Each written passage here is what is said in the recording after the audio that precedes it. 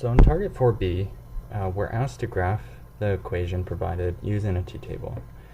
And so with the t-table, I find that a lot of students just don't know what points to pick. And so you can always kind of rely on 0, 1, and -1. And then if you're asked to plot 5 points, just throw the 2's on there.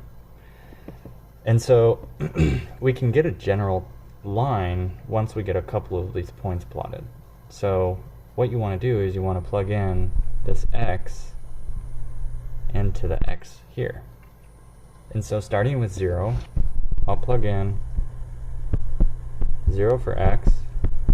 So I get 3 times 0, which is 0, minus 1 gives me -1. So what's nice about 0 is it always cancels out. So basically if we just covered up this 3x, because that goes to 0, we're left with that -1. Then we just have to do these other couple of points just to get a couple more on there. And so I'll plug in 3 times 1 minus 1. 3 times 1 is 3, minus 1 gives me a positive 2. And just for the sake of doing a negative number, I'll do a -1 as well. So 3 times -1 minus 1. If I do 3 times -1, I get -3 minus 1. It's like adding the negatives gives me -4.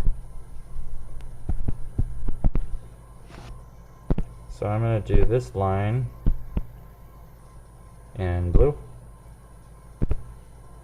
And so I'll put a point at 0, -1. Then I go to 1 on the x-axis, up 2.